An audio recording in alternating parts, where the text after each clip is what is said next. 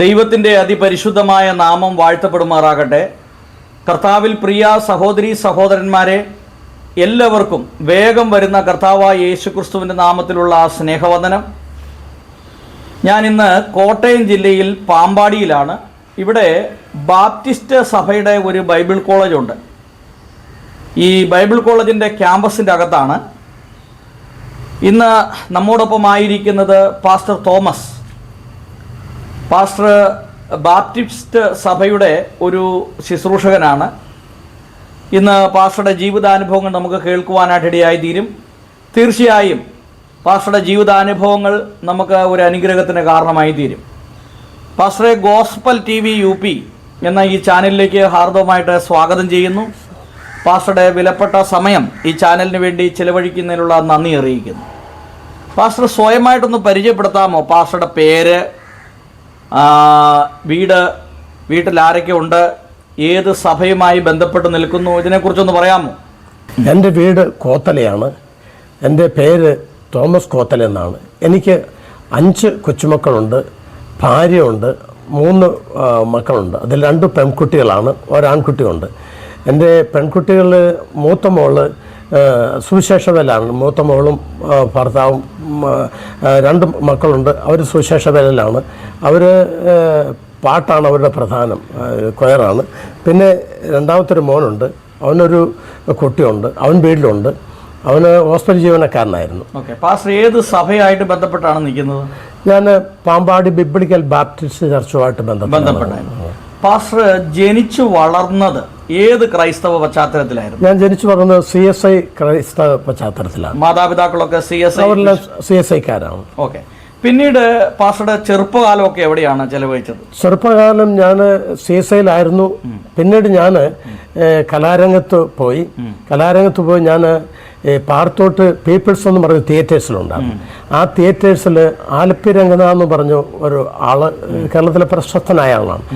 അദ്ദേഹത്തിൻ്റെ കൂടെ ഞാൻ പീപ്പിൾസ് തിയേറ്റേഴ്സിലായിരുന്നു. അവിടുന്ന് പിന്നെ മ്യൂസിക്കെല്ലാം പഠിച്ചു. പിന്നെ കലാപരിപാടിയിലായിരുന്നു. ആ കലാപരിപാടി വർഷങ്ങൾ ഇങ്ങനെ കഴിഞ്ഞു. പിന്നെ വിവാഹമെല്ലാം കഴിഞ്ഞു. ഏത് കലയുമായിട്ട് ബന്ധപ്പെട്ട പാസ്റ്റർ? അവിടെ പീപ്പിൾസ് തിയേറ്റേഴ്സ് നാടകം, പിന്നെ ഗാനമേള, കഥാപ്രസംഗം, നൃത്തം, ഇങ്ങനെയൊക്കെയുള്ള. അല്ല, ഇതിൻ്റെ അകത്ത് അഭിനേതാവായിട്ടാണോ അതോ ഇൻസ്ട്രുമെന്റ്സ് വായിക്കാനാണോ പോയത്? അല്ല, അന്ന് ഹാർമോണിയം തവല ഞാൻ വായിക്കുമായിരുന്നു. പിന്നെ നന്നായിട്ട് അന്ന് പാടാൻ കഴിവുണ്ടായിരുന്നു, പാടുമായിരുന്നു. അങ്ങനെയാണ് ഞാൻ കലാരംഗത്ത് നിന്നത്. അപ്പോൾ എത്ര വർഷം ഈ കലാരംഗത്തുണ്ടായിരുന്നു? കലാരംഗത്ത് ഞാൻ എൻ്റെ ഒരു 7 വയസ്സ് മുതൽ തുടങ്ങിയതാണ്. പക്ഷെ ഒരു 15 വയസ്സ് മുതൽ ഞാൻ ഉപകരണം പഠിച്ച് കലാരംഗത്ത് 15 വയസ്സ് മുതലുണ്ട്. ഓക്കെ. പിന്നീട് ഈ ബാപ്റ്റിസ്റ്റ് വിശ്വാസത്തിലേക്ക് വരാനുള്ള കാരണം എന്താ? ബാപ്റ്റിസ്റ്റ് സഭയിലാണോ ആദ്യം വന്നത് അതോ പെന്തക്കോസ്തോ ബ്രദറൻ പശ്ചാത്തലത്തിലേക്കാണോ വന്നത്? അല്ല, ഞാൻ ഈ ഒരു ഇങ്ങനെയുള്ള ഒരു ചർച്ചിലുമല്ല ഞാൻ വന്നത്. ഞാൻ അന്ന് എനിക്ക് പഠിപ്പിക്കായിരുന്നു. എൻ്റെ മുഖ്യ തൊഴിൽ ഈ ഹാർമോണിയം തവലയൊക്കെ പഠിപ്പിക്കുക. അനേക പള്ളികളിൽ, ആദിവാസികളുടെ കേന്ദ്രങ്ങൾ, അതുപോലെ തന്നെ അന്ന് ധാരാളം ക്ലബ്ബുകളുണ്ടായിരുന്നു. ഇവിടെയൊക്കെ ഹാർമോണിയം തവലയും പഠിപ്പിക്കുകയായിരുന്നു. അങ്ങനെ ഇരിക്കെ ഞാൻ മാനസികമായിട്ട്, വിവാഹമെല്ലാം കഴിഞ്ഞു, മാനസികമായിട്ട് ഭയങ്കര തകർച്ച ഉണ്ടായി. എന്ന് പറഞ്ഞാൽ മനസ്സിന് സമാധാനമില്ല. അല്ല, അതങ്ങനെ സമാധാനം ഇല്ലാകാതെ വരാനുള്ള കാരണം എന്താ? അതിൻ്റെ കാരണം സത്യത്തിൽ എനിക്ക് ഇപ്പോഴും അറിയത്തില്ല. അതിൻ്റെ കാരണം എന്നാണ്. സമാധാനമില്ല. എന്നാൽ എനിക്ക് ഇഷ്ടംപോലെ വർക്കുണ്ട്, ക്ലാസ് ഇഷ്ടംപോലെ ഉണ്ട്, ഇഷ്ടംപോലെ പ്രോഗ്രാം ഉണ്ട്. പക്ഷേ എനിക്ക് സമാധാനമില്ലാതെ വന്ന് പിന്നെ ഞാൻ വീട്ടിൽ താമസമായി. സമാധാനമില്ല വന്ന് പിന്നെ ഞാൻ എൻ്റെ ക്ലാസ്സുകളെല്ലാം നിർത്തിയെന്ന് പറഞ്ഞിരുന്നാൽ എനിക്ക് പിന്നെ ജീവിക്കണമെന്ന് താല്പര്യമില്ല. അന്നത്തെ ഒത്തിരി സുഹൃത്തുക്കളുള്ളതുകൊണ്ട് പല മാന്ത്രികരുടെ അടുത്തും അന്നത്തെ അച്ഛന്മാരുടെ പലരുടെ അടുത്ത് എന്നെ കൊണ്ടുപോയി. അപ്പോൾ അവിടെ ഇതിനൊരു വിടുതൽ കിട്ടുന്നില്ല. അങ്ങനെ ആയപ്പോഴത്തേക്ക് പിന്നെ എനിക്ക് എൻ്റെ ഭയം, ഞാൻ കിറുക്കനായി തീരുമെന്നുള്ളൊരു ഭയം എന്നെ ഭരിച്ചു. മാനസിക രോഗിയായി തീരുമെന്നുള്ളൊരു വന്നപ്പോൾ എന്നെ മരിക്കാമെന്നൊരു ഒരു ചിന്തയിലങ്ങ് വന്നു. മരിക്കാനുള്ള താല്പര്യത്തിൽ ഇങ്ങനെ ഞാൻ എൻ്റെ ക്ലാസ്സുകളെല്ലാം നിർത്തി വീട്ടിൽ ഞാനിങ്ങനെ കഴിയുകയാണ്. വീട്ടിൽ കഴിയുമ്പോൾ 2 ദർശനമാണ്. അപ്പം അന്ന് ഇഷ്ടംപോലെ പിന്നെ സുവിശേഷ വിലങ്ങൾ. പക്ഷേ എൻ്റെ അടുത്ത് ഒരാൾ വന്ന് സുവിശേഷം പറയാനോ പ്രാർത്ഥിക്കാനോ ഒന്നും എനിക്ക് ആരുടെയും കുറ്റമല്ലേ, എനിക്ക് സമയമില്ല. കാരണം എൻ്റെ വർക്ക് അങ്ങനെയുള്ള വർക്കാണ്. അപ്പോൾ ഞാൻ ഇങ്ങനെ മരിക്കാനുള്ള പദ്ധതിയെല്ലാം ഇട്ട് 2 ദർശനമാണ് എന്നെ ഈ രക്ഷയിലേക്ക് കൊണ്ടുവരാൻ കാരണം. ഞാൻ ഇങ്ങനെ മരിക്കാനെല്ലാം പ്ലാൻ അന്ന് 2 കുട്ടികളെയും കൊന്ന്, അതായത് വിവാഹം കഴിഞ്ഞു 2 കുട്ടികളായി. ആ സമയത്താണ് മാനസികമായിട്ടുള്ള ഒരു വിഷമം എന്ന് പറഞ്ഞാൽ എനിക്കത് പറഞ്ഞു തീർക്കാൻ പറ്റാത്തൊരു അവസ്ഥയാണ്. അപ്പോൾ ഞാൻ ഇങ്ങനെ ഒരു ദിവസം പകല് ഇങ്ങനെ കിടക്കുമ്പോൾ ഞാൻ കാണുന്നത് ഒരു വലിയൊരു പാറയാണ്. ഈ പാറ പിന്നെ ഈ പായൽ പിടിച്ച് കിടക്കുന്നൊരു പാറയാണ്. അപ്പം ഞങ്ങൾ ഒരു 5-8 പേര് ചെയ്യുന്ന എന്നാന്ന് വെച്ചിരുന്നാൽ ഇതിൻ്റെ മണ്ട ശവം കയറ്റണം. അപ്പം ഞാനൊരു ശവം ഇങ്ങനെ പുറത്തിങ്ങനെ വെച്ച് ഞാൻ മണ്ടയ്ക്ക് മണ്ട കയറാറായപ്പോഴത്തേക്ക് ഞാൻ ശവം താഴെ പോയി. പിന്നെ എനിക്ക് ഉറങ്ങാനായിട്ട് കണ്ണടയ്ക്കുമ്പോൾ ഇതാ കാണുന്നത്. അപ്പോഴേ എനിക്ക് ഭയമായി. കാരണം എന്ന് വെച്ചിരുന്നാൽ മാനസികമായിട്ടുള്ള വിഷയമായിരിക്കും, ഇത് മാനസിക രോഗത്തിൻ്റെ ആയിരിക്കും. ഞാൻ മിണ്ടുന്നില്ലെന്നുള്ള ഇത് ഞാൻ കാണുകയാണ്. അപ്പം ഞാനത് സംസാരിക്കുന്നില്ല. അപ്പം ഇത് ആയിരിക്കും. പിന്നെ എന്നാൽ മരിക്കാനുള്ള പ്ലാനിട്ട് ഒരു ദിവസം രാത്രിയിൽ ഞാൻ അന്ന് 2 കുട്ടികളുണ്ട്. രാത്രിയിൽ പിന്നെ ഞാൻ ഭാര്യയോടും പറഞ്ഞായിരുന്നു നമുക്കിനി ജീവിച്ചിരുന്നിട്ട് കാര്യമില്ലെന്ന് പറഞ്ഞു. അപ്പം ഒരു ദിവസം രാത്രിക്ക് ഞാൻ എഴുന്നേറ്റ് ഒരു കുഞ്ഞിൻ്റെ അടുത്ത് ചെന്നപ്പം പകൽ എൻ്റെ അടുത്തിരുന്ന് കളിക്കുന്നതായിട്ട് എന്നെ കണ്ട് അപ്പോൾ എനിക്ക് ഒന്നുകൂടെ ഭയമായി. അപ്പം ഞാൻ കിടക്കുമ്പം എനിക്ക് മറ്റേ ആ പാല് പിടിച്ച ഈ ശവം കൊണ്ട് കയറുന്നത്, പിന്നെ ഇതിപ്പോൾ ഇങ്ങനെ. അപ്പോൾ ഒന്നുകൂടെ എനിക്ക് ഭയമായി. അപ്പോഴത്തേക്ക് ഇനി എങ്ങനെയും പെട്ടെന്ന് മരിക്കാനുള്ള പദ്ധതി അങ്ങനെ പ്ലാനിട്ട് അങ്ങനെ ഒരു 5-8 ദിവസം കൂടെ കഴിഞ്ഞപ്പോൾ ഉച്ചയ്ക്ക് ഇങ്ങനെ ഞാൻ കിടക്കുമ്പോൾ ഞാൻ കാണുന്നത് ഒരു വലിയൊരു കല്ലാണ്. ഈ കല്ല് ഒരു 2 പ്രകാശം പോലെ ഉണ്ട്. അതിൻ്റെ ചോട്ട് ഞാൻ നിൽക്കുക.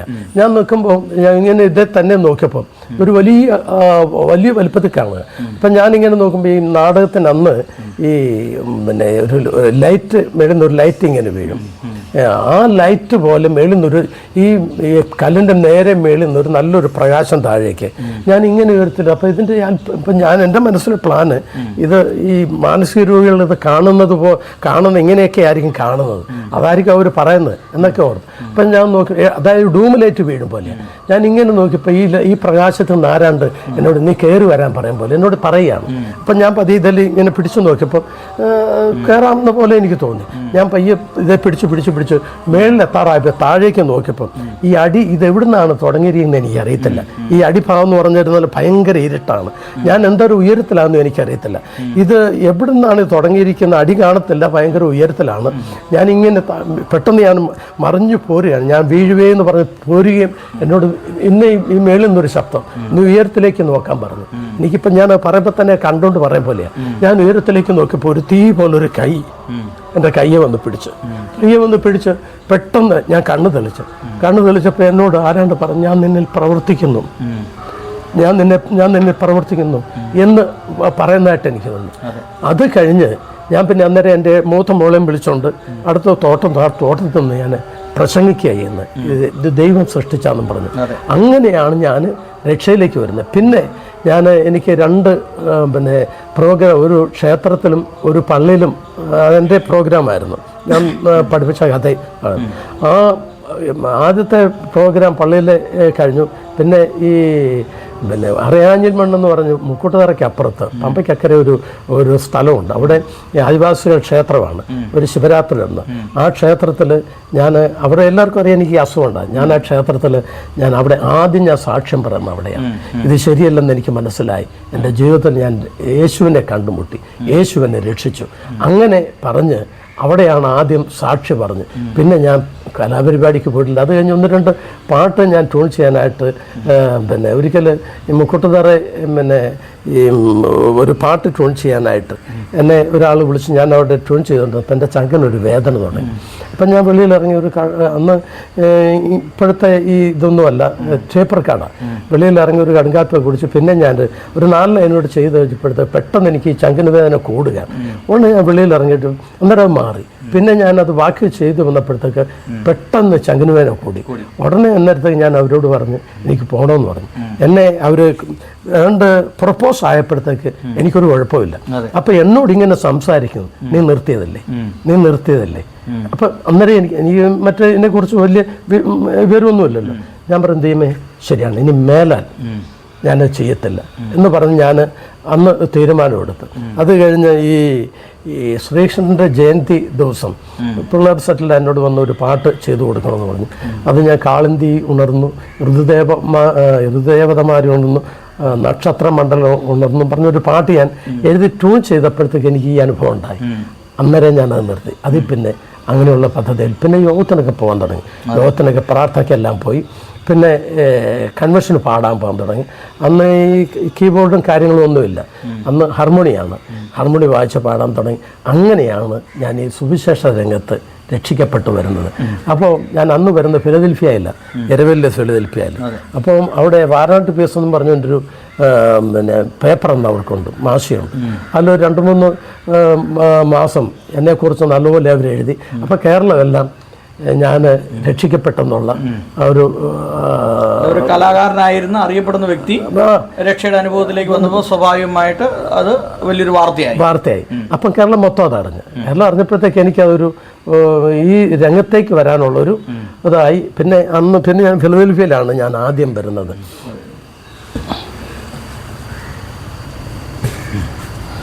ഫിലദൽഫിയയിൽ അദ്ദേഹത്തെ തമിഴ് സാർ എനിക്ക് എല്ലാ സൗകര്യങ്ങളും ചെയ്തു. എനിക്ക് വേണ്ടുന്ന പ്രോത്സാഹനം ചെയ്തു. പലയിടത്തും സഭകളൊക്കെ തുടങ്ങാനുള്ള എന്നിട്ട് 6-7 ചർച്ചകൾ ഞാൻ അവർക്കും കൊടുത്തു.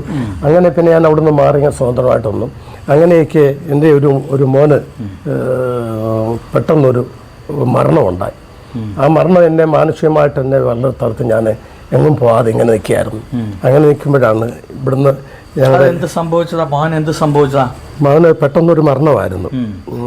മരണത്തിൽ ഞാൻ പിന്നെ എങ്ങും പോകാൻ വയ്യാതെയായി. ഇങ്ങനെ ഞാൻ ആ വലിയ ബുദ്ധിമുട്ട് ഞങ്ങൾ കുടുംബമായിട്ട്.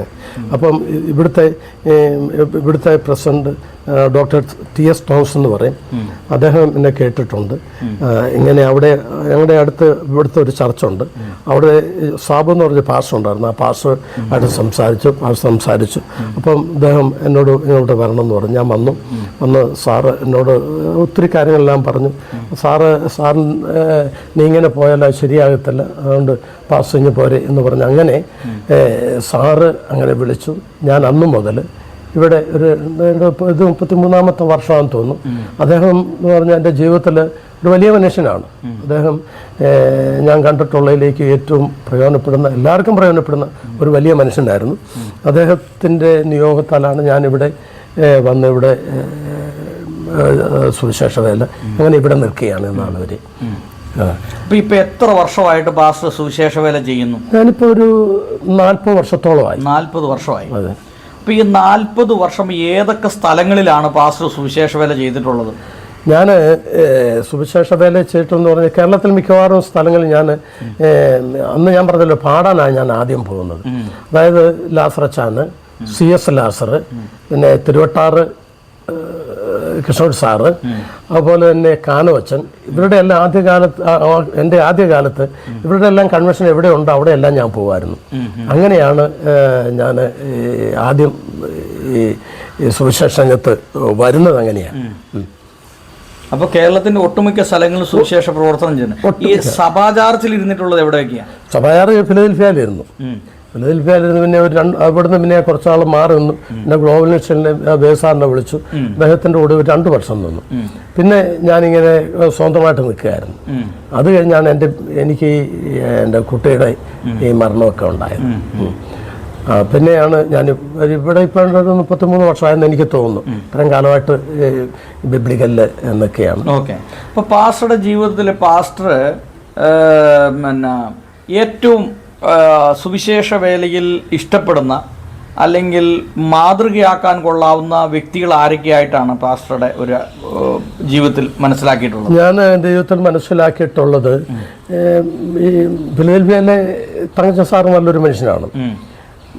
പക്ഷെ എനിക്ക് ഇവിടെ എന്ന് വെച്ചാൽ ഇത്ര നാളും നിന്നത് ഇവിടുത്തെ സാറ് ഒരു സുവിശേഷങ്ങളിൽ ആർക്കും എല്ലാ പ്രോത്സാഹനവും ചെയ്യുന്നയാളാണ്. എല്ലാ പ്രോത്സാഹനവും ഇവിടെ അദ്ദേഹത്തിൻ്റെ കയ്യിൽ ഒരാളെ കിട്ടിയാൽ അവരുടെ താലന്തനുസരിച്ച് അവർക്ക് വേണ്ടുന്ന എല്ലാ പ്രോത്സാഹനം ചെയ്ത് എല്ലാം ചെയ്തു കൊടുക്കുന്ന ഒരാളായിരുന്നു അദ്ദേഹം. അദ്ദേഹത്തിൻ്റെ വേർപാട് ഞങ്ങൾക്കെന്നല്ല അദ്ദേഹത്തെ അറിയാവുന്നവർക്കെല്ലാം ഒരു വലിയൊരു നഷ്ടമാണ്, ദുഃഖമാണ്, പ്രത്യേകിച്ച് ഞങ്ങളുടെ പ്രസ്ഥാനത്ത്. പിന്നെ അദ്ദേഹത്തിൻ്റെ മോനാണ് ഇപ്പോൾ റോബിൻ സാറ്. അദ്ദേഹം വേണ്ടുന്ന എല്ലാ പ്രോത്സാഹനം ഞാൻ ചെയ്യുന്നുണ്ട്. ഇപ്പം പിന്നെ കാനഡയ്ക്ക് പോയിരിക്കുകയാണ്. വന്ന ഒരു 3-4 പാട്ട് ഇപ്പോൾ ഉടനെ റെക്കോർഡ് ചെയ്യാനുള്ള എല്ലാം അറേഞ്ച് ചെയ്തിട്ടാണ് പോയിരിക്കുന്നത്. അദ്ദേഹം വന്ന് 4 പാട്ട് ചെയ്യണമെന്ന് എന്നോട് പറഞ്ഞത് എല്ലാം അറേഞ്ച് ചെയ്തിരിക്കുകയാണ്. ഇപ്പം ഞാനൊരു 2 പാട്ട് ചെയ്തു വെച്ചിരിക്കുകയാണ്. അത് ഈ INDP എന്ന് പറഞ്ഞുകൊണ്ട് ഒരു പ്രസ്ഥാനമുണ്ട്. അപ്പോൾ അതിൻ്റെ ഈ 6-ാം മൈലിൽ ഒരു പീറ്റർ അദ്ദേഹം നേരത്തെ ഒരു പോലീസ് ഉദ്യോഗസ്ഥനായിരുന്നു. അവരുടെ പ്രസ്ഥാനമാണ്. അവർ ഒരു 2 പാട്ട് എഴുതിച്ച്, ഒന്ന് മദ്യത്തിനെതിരായിട്ടും മറ്റൊന്ന് ഇപ്പോഴത്തെ പീഡനം, ഈ 2 പാട്ട് എഴുതി. ഇപ്പം അടുത്ത ദിവസം റെക്കോർഡിംഗ് ഉണ്ടെന്ന് പറഞ്ഞു.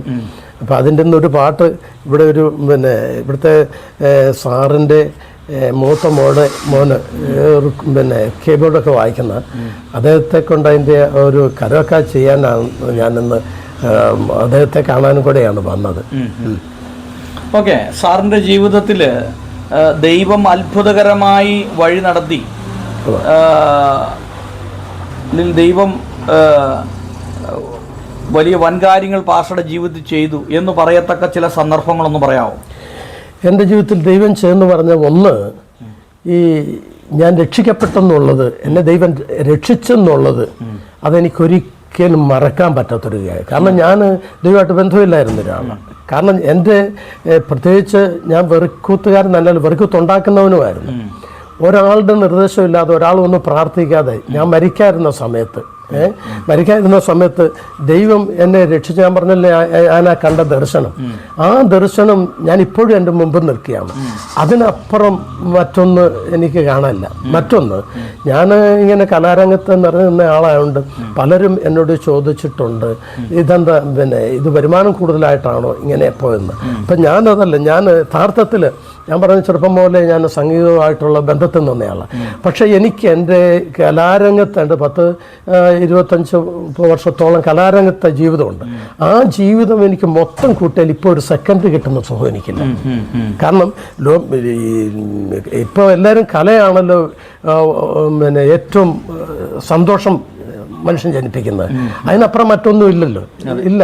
അപ്പം ഞാൻ അതൊന്നുമല്ല, ദൈവസ്നേഹത്തിന് ദൈവം എനിക്ക് അല്പസമയം ഒരു സുവിശേഷം പറയുകയോ പ്രാർത്ഥിക്കുകയോ ഇതൊക്കെ ചെയ്യുന്നതിനുള്ള സുഖമെന്ന് പറയുന്നത്, എൻ്റെ അന്നത്തെ എൻ്റെ ജീവിതത്തിലെ കലാരംഗത്തെ എല്ലാം കൂട്ടി നോക്കിയാൽ ഇപ്പം കിട്ടുന്ന ഒരു നിമിഷത്തെ സന്തോഷം അതെല്ലാം കൂട്ടി നോക്കിയാലില്ല.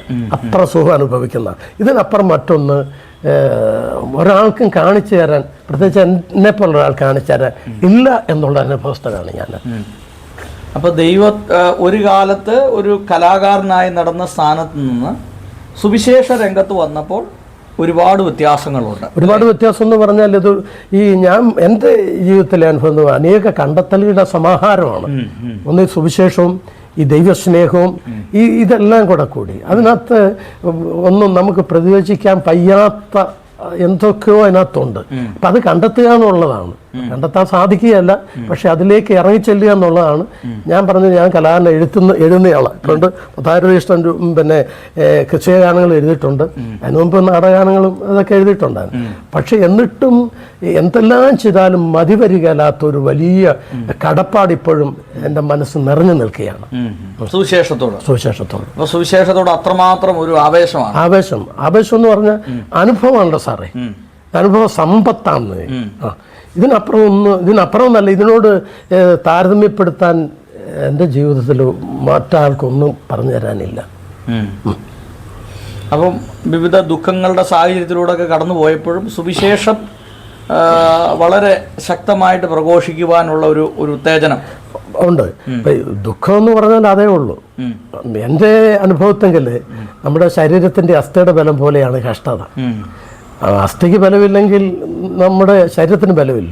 അപ്പം എൻ്റെ അനുഭവത്തിൽ എൻ്റെ കഷ്ടത എന്ന് പറഞ്ഞാൽ അതുപോലെ പ്രതിസന്ധി എനിക്കുണ്ട്. ഈ പ്രതിസന്ധിയിലൂടെ ഞാൻ സുഖം കണ്ടെത്തുന്നുള്ള യേശു. എന്തൊക്കെ പ്രതിസന്ധികളാ അഭിമുഖീകരിച്ചുകൊണ്ടിരിക്കുന്നത്? പ്രതിസന്ധികൾ എന്ന് പറഞ്ഞിരുന്നാൽ കുടുംബ പശ്ചാത്തലമുണ്ട്, സാമ്പത്തിക പശ്ചാത്തലമുണ്ട്. കുടുംബ പശ്ചാത്തലത്തിൽ എന്താ പ്രശ്നം? അപ്പോൾ CSI ഈ വിശ്വാസത്തിലേക്ക് വന്നു. അതല്ല, അങ്ങനെയുള്ള ഒരു പ്രശ്നം എനിക്കില്ല. ആരും അങ്ങനെയുള്ള ഒരു എതിർപ്പും എനിക്കില്ല. ഒരു എതിർപ്പെന്ന് പറഞ്ഞാൽ എന്നെ എതിർക്കാൻ സാധ്യമല്ല. കാരണം ഞാൻ അങ്ങനെ വളർന്നു വന്നയാളാണ്. അപ്പം ആർക്കും ഇത് എന്താ തെറ്റാ എന്ന് പറയാനുള്ള ഇല്ല. കാരണം എൻ്റെ അനുഭവം പറയുമ്പോഴത്തേക്ക് ഞാൻ ഇന്ന ആരായിരുന്നു എന്ന് പറയുമ്പോഴത്തേക്ക് തന്നെ ആരും അതിനകത്ത് ഒന്നും സംസാരിക്കുകയല്ല. പിന്നെ ജീവിതാനുഭവം ഞാൻ വേദനയിലൂടെ കഷ്ടങ്ങളിലൂടെയാണ് മുന്നോട്ട് പോകുന്നത്. അങ്ങനെ ഒരു അനുഭവമാണ്. അതും എനിക്ക് മറ്റുള്ളവരോട് പറയാൻ വയ്യാത്ത ഒത്തിരി അനുഭവങ്ങൾ എനിക്കുണ്ട്. അങ്ങനെ ചില അനുഭവത്തിലൂടെയാണ് ഞാൻ. ഓക്കെ. ഇപ്പോൾ പാസ്റ്റർ ഈ 40 വർഷത്തോളം സുവിശേഷ വേല ചെയ്തു. വിവിധ സ്ഥലങ്ങളിൽ പ്രസംഗിക്കുകയും പാടുകയും കലാപരമായൊക്കെ ദൈവം പാസ്റ്ററെ ഉപയോഗിച്ചു. പിന്നീട് പാസ്റ്റർ ജീവിതത്തിൽ മറക്കാനാവാത്ത ചില സംഭവങ്ങൾ ഏതൊക്കെയാണ്? എൻ്റെ ജീവിതത്തിൽ മറക്കാനാവാത്ത സംഭവം എന്ന് പറഞ്ഞാൽ സുവിശേഷ രംഗത്ത് മറക്കാനാവാത്ത സംഭവം എന്ന് പറഞ്ഞാൽ ഞാൻ പറഞ്ഞല്ലോ, അത് എനിക്ക് അങ്ങനെയുള്ളതില്ല എനിക്ക്.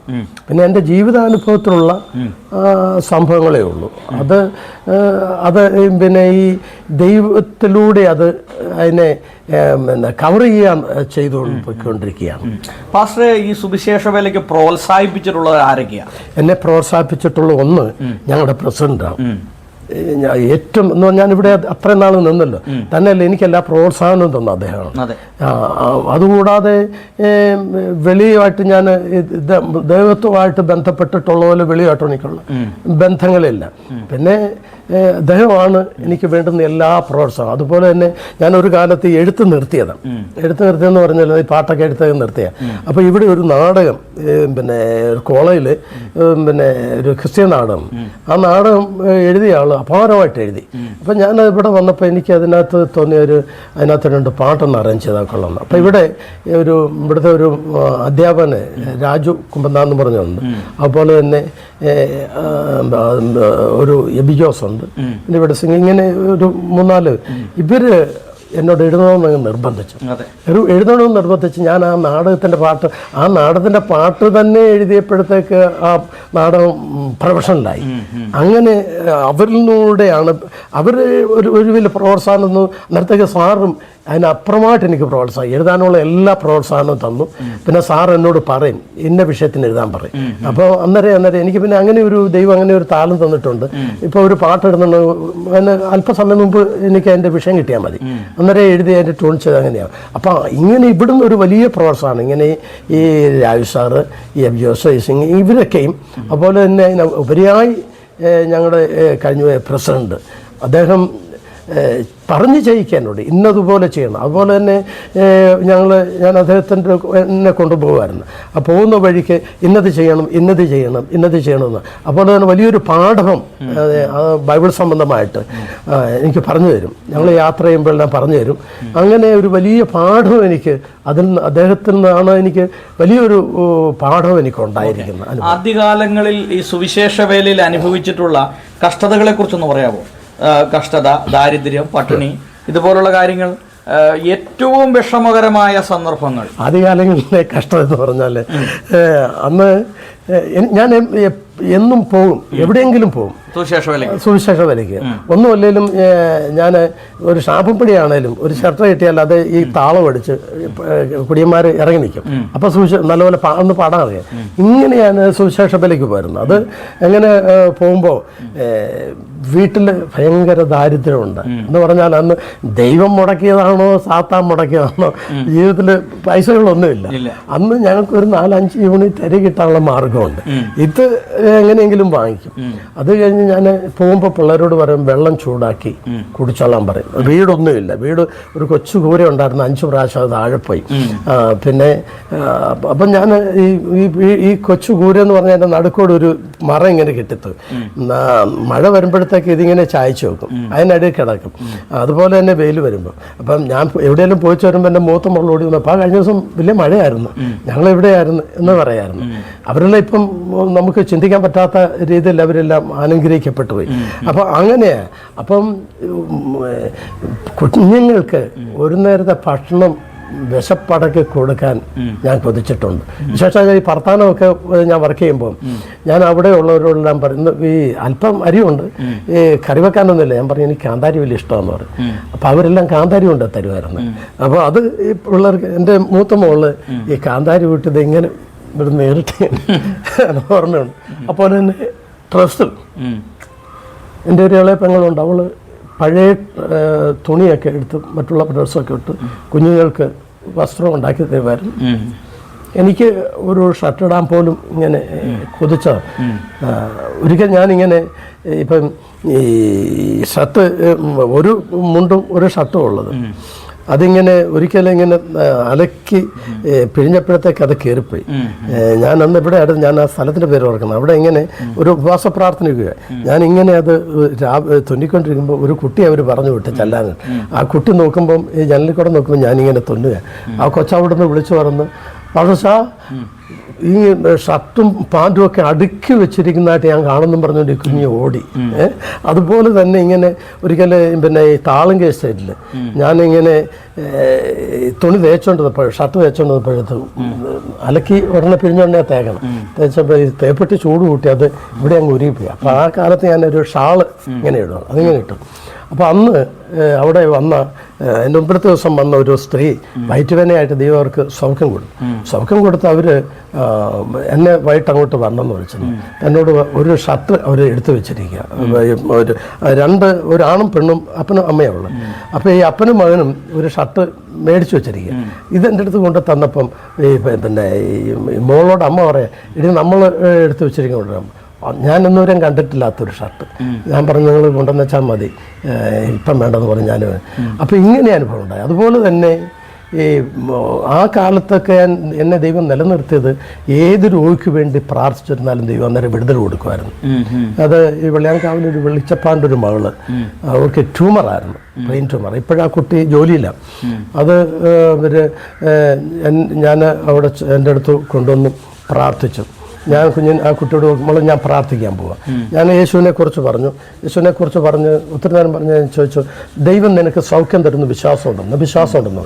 ഞാൻ പറയാം പ്രാർത്ഥിക്കാം. ഒരു 10 മിനിറ്റ് ഞാൻ പ്രാർത്ഥിച്ചുകൊണ്ടപ്പോൾ ആ കുട്ടി എന്നോട് പറഞ്ഞത്, ഈ ബ്രെയിനിനകത്ത് നിന്ന് ഏതാണ്ട് ഈ 2 ചെവിക്കകത്തൂടെ ഊരിപ്പോകുമ്പോൾ തോന്നുന്നു പറഞ്ഞു. ആ കുട്ടി സൗഖ്യം. ഇങ്ങനെ അനേക സൗഖ്യങ്ങൾ, ഇങ്ങനെ ഈ അത്ഭുതമാണ് എന്നെ കലാരംഗത്തു നിന്ന് വലിച്ച് ഇറക്കാനുള്ള കാരണം. അത് ആ കാലത്ത് അങ്ങനെ ഉണ്ടായിരുന്നു. ഇപ്പം എന്നാൽ അങ്ങനെയുള്ള ശുശ്രൂഷ എനിക്കല്ല. അപ്പം അങ്ങനെ ഒത്തിരി അനുഭവങ്ങൾ എനിക്കുണ്ട്. ഓക്കെ. പൊതുവെ ഈ സുവിശേഷകരോട് ഇപ്പം ഇറങ്ങുന്ന പുതിയ സുവിശേഷ പ്രവർത്തകരോടൊക്കെ പാസ്റ്റർക്ക് എന്താണ് ഒരു സന്ദേശം പറയാനായിട്ടുള്ളത്? ഇപ്പോൾ പാസ്റ്റർ ഇപ്പോൾ നമ്മളിപ്പോൾ ഒരു ബൈബിൾ കോളേജിൻ്റെ അകത്താണ് ഇരിക്കുന്നത്. ഇപ്പോൾ ഇവിടെ ബൈബിൾ ക്ലാസ്സിൽ പഠിക്കുന്ന വിദ്യാർത്ഥികളൊക്കെ ഉണ്ട്, അവർ പുതിയ സുവിശേഷകരാണ്. അവരോടൊക്കെ എന്താണ് പാസ്റ്റർക്ക് ഒരു സന്ദേശം പറയാനായിട്ടുള്ളത്? എനിക്ക് അവരോട് പറയാനുള്ളത്, അനുഭവം ഇല്ലെങ്കിൽ ഒരിക്കലും സുവിശേഷ വേല വിജയിക്കുകയില്ല. എൻ്റെ അനുഭവം അത്. ഈ അനുഭവം എന്ന് പറഞ്ഞാൽ ഇത് നമ്മൾ മറ്റുള്ളവരേക്ക് പകർന്നു കൊടുക്കുന്നത്.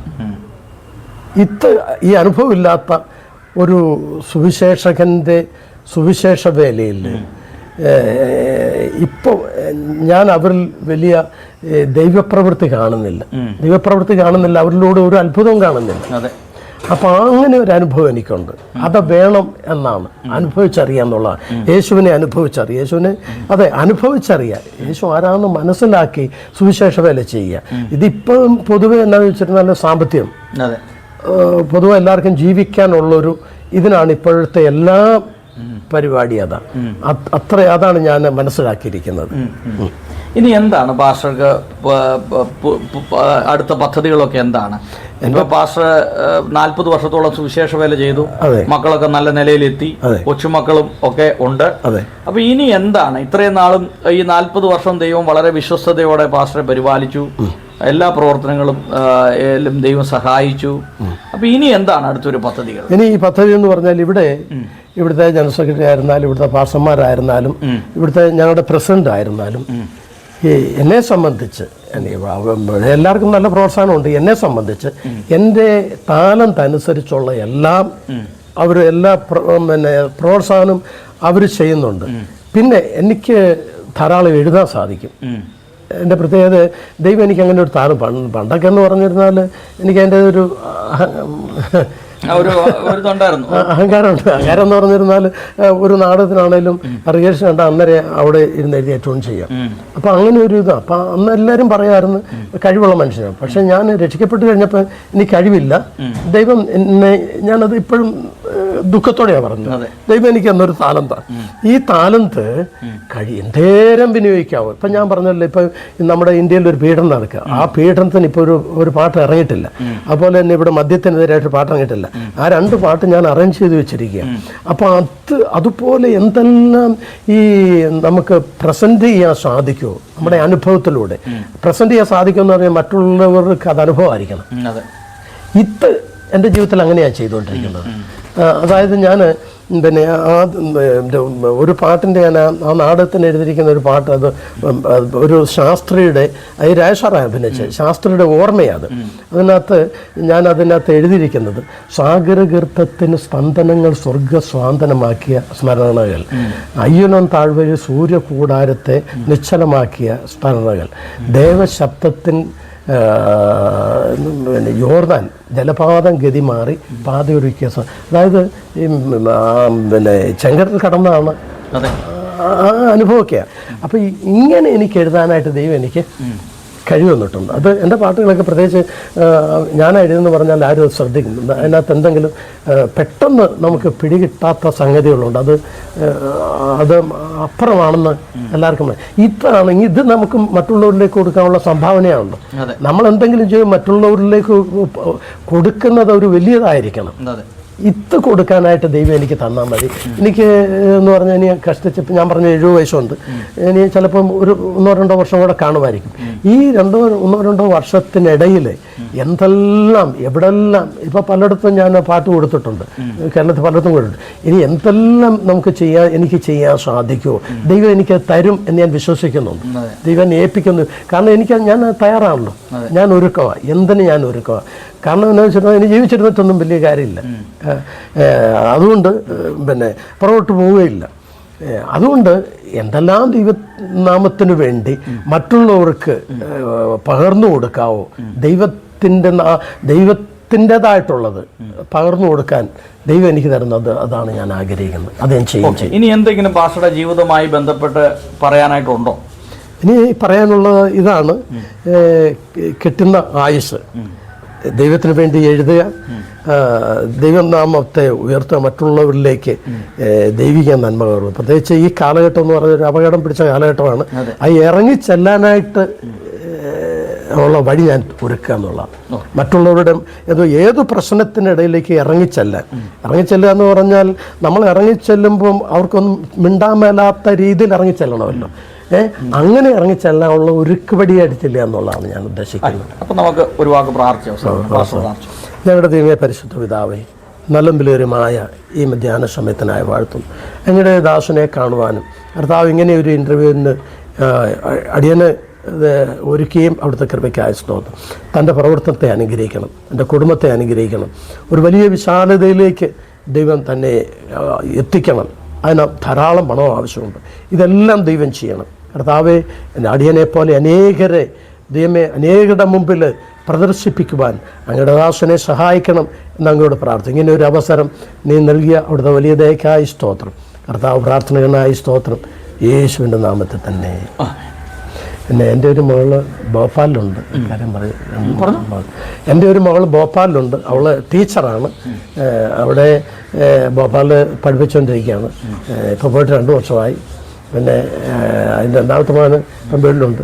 മൂത്തവളെ ഞാൻ പറഞ്ഞു അടൂർ, അവർ മകളും കൊച്ചുമകളും അവിടെ ഭർത്താവും എല്ലാം ഈ ശുശ്രൂഷയിലാണ്. ധാരാളം പാട്ടുകളൊക്കെ അവർ ചെയ്യുന്നത്. ശരി.